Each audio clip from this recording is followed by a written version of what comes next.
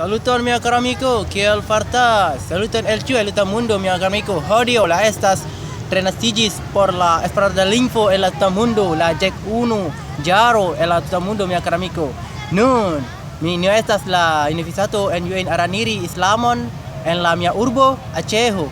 Mi tre facilas kaj mi tre feliĉas ĉar mia amikoj kun mia amikoj nun en la insulo la malgranda insulo ĉar cirkoj la multaj da amikoj kaj multaj da amikoj lerni la libroj kaj lerni la libroj kaj kun la filmon.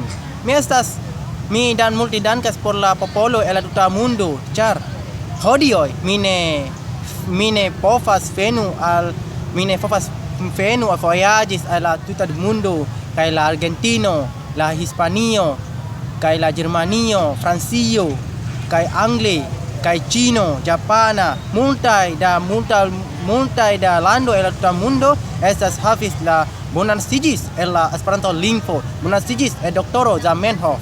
Car mi estas tre feliĉas, car ĉar mi ne povas donu kaj mi pardonu min, ĉar mia Esperanto estas malbona ĉi tie, car nun mi tre feliĉas. Dankon mia kara amikoj, ĝis la revido. Ĝis